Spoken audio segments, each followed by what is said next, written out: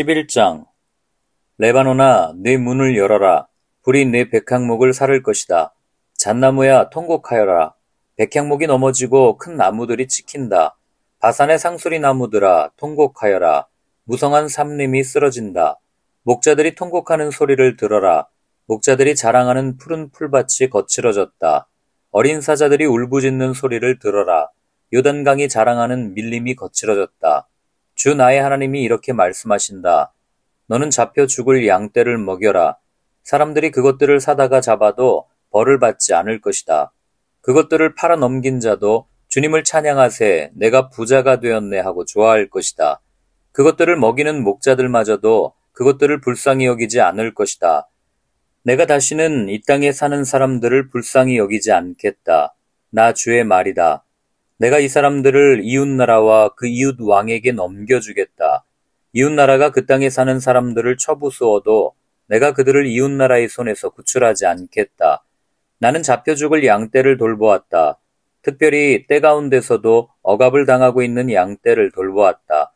나는 지팡이 2개를 가져다가 하나는 은총이라고 이름을 짓고 다른 하나는 연합이라고 이름을 지었다. 나는 양떼를 돌보기 시작하였다. 나에게는 목자 3이 있는데 나는 그들이 하는 일을 더 이상 참고 볼 수 없었다. 그들도 또한 나를 미워하였으므로 나는 한 달 안에 그 3 목자를 다 해고하였다. 그런 다음에 나는 양떼에게 말하였다. 나는 더 이상 너희를 돌보는 목자 노릇을 하지 않겠다. 죽을 놈은 죽고 망할 놈은 망하여라. 그러고도 남는 것들은 서로 잡아먹어라. 그런 다음에 나는 은총이라고 부르는 지팡이를 가져다가 둘로 꺾어서 내가 모든 민족과 맺은 언약이 취소되게 하였다. 그 언약은 바로 그날로 취소되었다.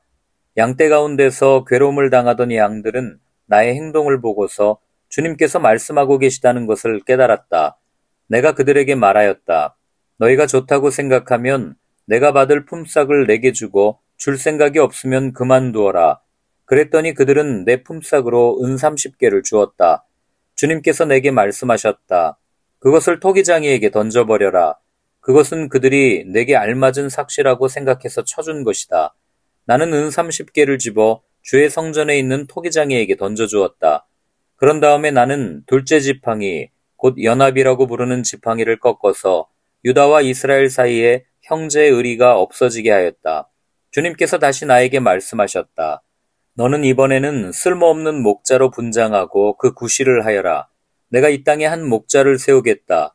그는 양을 잃어버리고도 안타까워하지 않으며 길 잃은 양을 찾지도 않으며 상처받은 양을 고쳐주지도 않으며 튼튼한 양을 먹이지 않아서 야위게 하며 살찐 양을 골라서 살을 발라먹고 발굽까지 갉아먹을 것이다. 양떼를 버리는 쓸모없는 목자에게 재앙이 닥칠 것이다. 칼이 그의 팔과 오른 눈을 상하게 할 것이니 팔은 바싹 마르고 오른 눈은 아주 멀어버릴 것이다. 12장 주님의 말씀이다. 이것은 이스라엘을 두고 하신 주님의 경고의 말씀이다. 하늘을 펴신 분, 땅에 기초를 놓으신 분, 사람 안에 영을 만들어주신 분께서 말씀하신다. 이제 내가 예루살렘을 잔으로 만들어 주변의 모든 민족을 취하게 하고 비틀거리게 하겠다. 예루살렘이 포위를 당하는 날에는 유다의 여러 성읍들도 다 포위를 당할 것이다. 그날에 세상 모든 이방 민족이 예루살렘에 대항하여 집결할 때 내가 예루살렘을 바위가 되게 할 것이니 모든 민족이 힘을 다하여 밀어도 꿈쩍도 하지 않을 것이다. 그 바위를 들어 올리려고 하는 자는 누구든지 상처를 입을 것이다. 그날에 내가 모든 말을 쳐서 놀라게 하며 말탄 자를 쳐서 미치게 할 것이다. 나 주가 하는 말이다. 내가 유다 백성은 지켜 돌보겠지만 모든 이방 민족이 부리는 말들은 쳐서 눈이 멀게 하겠다.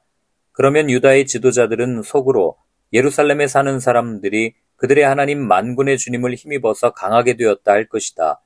그날에 내가 유다의 지도자들을 나무단 사이에 놓인 과열된 도가니처럼 곡식단 사이에서 타는 횃불처럼 만들겠다. 그들이 주변의 모든 민족을 좌우로 닥치는 대로 불사를 것이다. 그러나 예루살렘은 다치지 않고 제자리에 그대로 남아있을 것이다. 나 주가 유다의 거처를 먼저 구원해 주겠다. 다윗 집안의 영광과 예루살렘에 사는 주민의 영광이 아무리 크다 하여도 유다의 영광보다 더 크지는 않을 것이다. 그날에 나 주가 예루살렘에 사는 주민을 보호할 것이니 그들 가운데 가장 연약한 사람도 그날에는 다윗처럼 강하게 될 것이다. 다윗 집안은 하나님처럼 곧 백성을 인도하는 주의 천사처럼 그렇게 백성을 인도할 것이다. 그날이 오면 내가 예루살렘을 치러 오는 모든 이방 나라를 멸망시키고 말겠다. 그러나 내가 다윗 집안과 예루살렘에 사는 사람들에게 은혜를 구하는 영과 용서를 비는 영을 부어주겠다. 그러면 그들은 나, 곧 그들이 찔러 죽인 그를 바라보고서 외아들을 잃고 슬피 울듯이 슬피 울며 맏아들을 잃고 슬퍼하듯이 슬퍼할 것이다. 그날이 오면 예루살렘에서 슬프게 울 것이니 무기또 벌판 하다드 림몬에서 슬퍼한 것처럼 기막히게 울 것이다. 온 나라가 슬피 울 것이다. 가족마다 따로따로 슬피 울 것이다.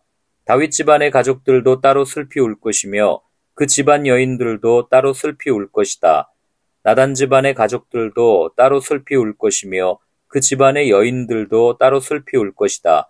레위 집안의 가족들이 따로 슬피 울 것이며 그 집안 여인들도 따로 슬피 울 것이다.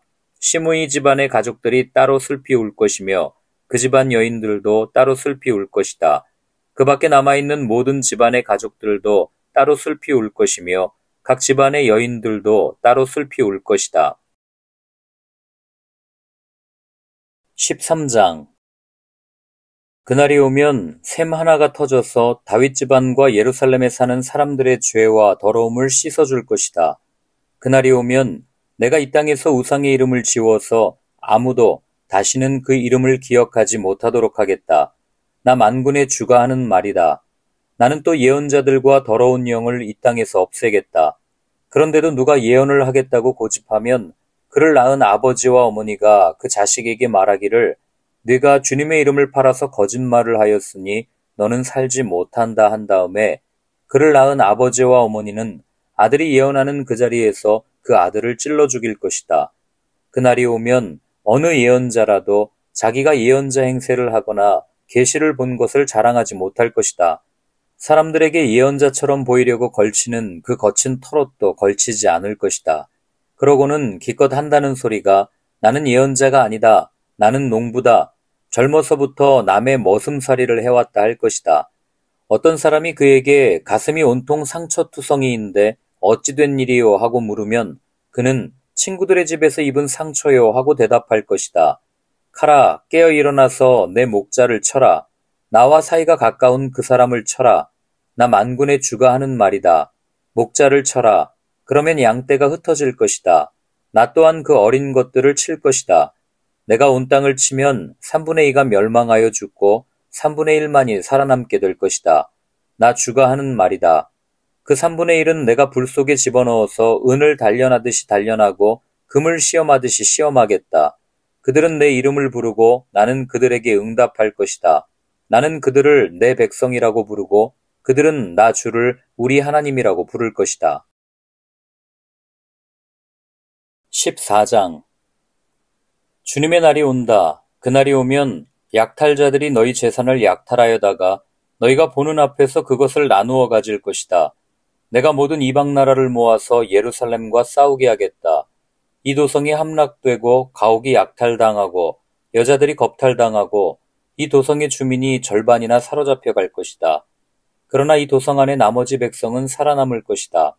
주님께서 나아가셔서 이방 나라들과 싸우실 것이다. 전쟁 때에 싸우시던 것처럼 하실 것이다.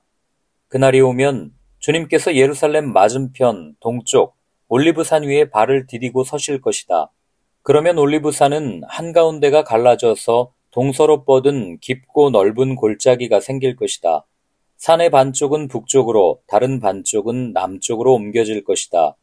그 산 골짜기는 아셀까지 미칠 것이다.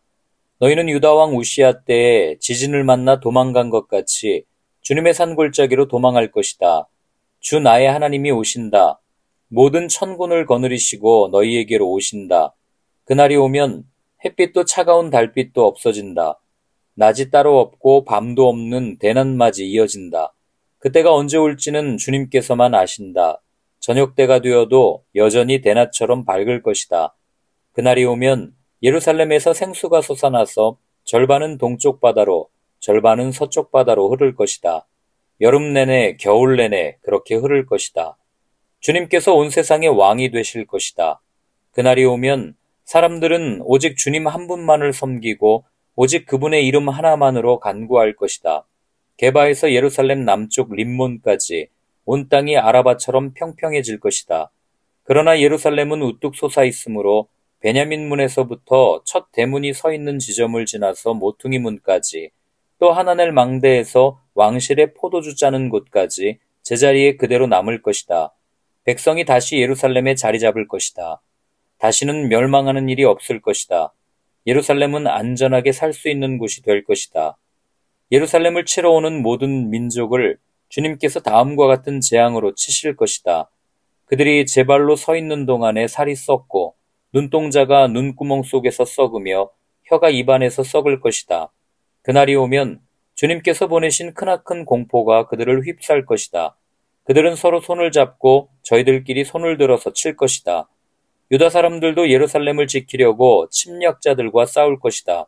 그들은 주변 모든 이방 나라의 재물, 곧 은과 금과 의복을 마구 차지할 것이다. 말과 노새와 낙타와 나귀할 것 없이 적진에 있는 모든 짐승에게도 적군에게 내린 이 같은 재앙이 내릴 것이다. 예루살렘을 치러 올라온 모든 민족 가운데서 살아남은 사람들은 해마다 예루살렘으로 올라와서 왕이신 만군의 주님께 경배하며 초막절을 지킬 것이다. 이 세상의 어느 백성이라도 예루살렘에 올라와서 왕이신 만군의 주님께 경배하지 않으면 그들의 땅에는 비가 내리지 않을 것이다. 이집트 백성이 예루살렘으로 올라와서 어울리지 않으면 그들의 땅에도 비가 내리지 않을 것이다. 주님께서는 초막절을 지키러 올라오지 않은 이방 나라들에게 내리실 그 똑같은 재앙을 그들에게도 내리실 것이다. 이것은 초막절을 지키러 올라오지 않은 이집트 사람과 모든 이방 민족이 받을 벌이다. 그날이 오면 말방울에까지 주님께 거룩하게 바친 것이라고 새겨져 있을 것이며 주님의 성전 안에 있는 모든 솥이 제단 앞에 있는 그릇들과 같이 거룩하게 될 것이다. 예루살렘과 유다에 있는 모든 솥도 만군의 주님께 거룩하게 바친 것이 되어 제사를 드리는 사람들이 와서 그 솥에 제물 고기를 삶을 것이다. 그날이 오면 만군의 주님의 성전 안에 다시는 상인들이 없을 것이다.